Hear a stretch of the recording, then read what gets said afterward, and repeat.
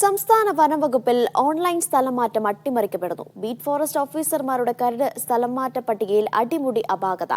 Online സംവിധാനത്തെ മറികടന്ന് ഇഷ്ടക്കാർക്ക് സ്ഥലം മാറ്റം നൽകാനുള്ള നീക്കമാണ് ഇതിന് പിന്നിലെന്ന് ജീവനക്കാരുടെ സംഘടനകൾ ആരോപിക്കുന്നു.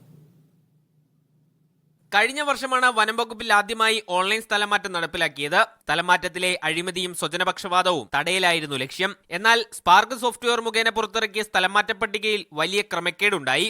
ഇതോടെ ഓൺലൈൻ സ്ഥലംമാറ്റം നടക്കാതെ പോയി. ഇക്കൊല്ലവും സമാനമായ സംഭവമാണ് വകുപ്പിൽ നടക്കുന്നത്. കഴിഞ്ഞ ദിവസം പുറത്തുവന്ന ബീറ്റ് ഫോറസ്റ്റ് ഓഫീസർമാരുടെ കരട് സ്ഥലംമാറ്റ പട്ടികയിൽ പിഴവുകളേറെയാണ്. സോഫ്റ്റ്വെയർ മുഖേന തയ്യാറാക്കിയ പട്ടികയിൽ അവധി വാങ്ങി വിദേശത്ത് പോയവർ ഉൾപ്പെടെയുള്ളവരുണ്ട്. ഒഴിവുകളില്ലാത്ത ഓഫീസുകളിലേക്ക് റേഞ്ചിന് പുറത്തുനിന്നുള്ള ഉദ്യോഗസ്ഥരെ പുനർനിയമിക്കുന്നുണ്ട്. കരട് പട്ടിക നടപ്പിലാക്കിയാൽ വകുപ്പിലെ പ്രവർത്തനങ്ങൾ താറുമാറാകും. പിഴവുകളില്ലാതെ പട്ടിക തയ്യാറാക്കാൻ പുതിയ സോഫ്റ്റ്വെയർ വേണമെന്നാണ് ജീവനക്കാരുടെ ആവശ്യം.